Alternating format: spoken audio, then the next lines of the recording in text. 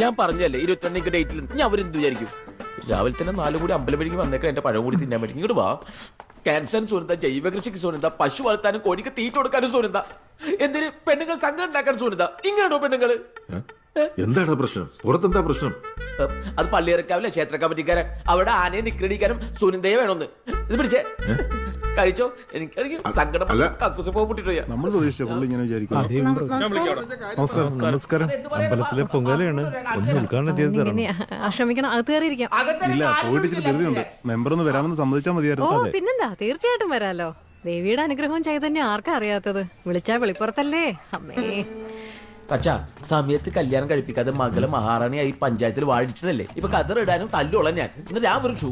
22 രാവിലെ വണ്ടി അയക്കാം. അയ്യോ വേണ്ട, ഞാൻ എന്റെ സ്വന്തം വണ്ടിയിലങ്ങ് വന്നോളാം. പക്ഷെ ഇലക്ഷൻ വരുമ്പോ എന്റെ കാര്യം മറക്കരുത്. അത് കരയോഗക്കാരോട് എല്ലാരോടും ഒന്ന് പറഞ്ഞേക്കണം. അത് പിന്നെ പറയാനുണ്ടോ? ശരി ശരി.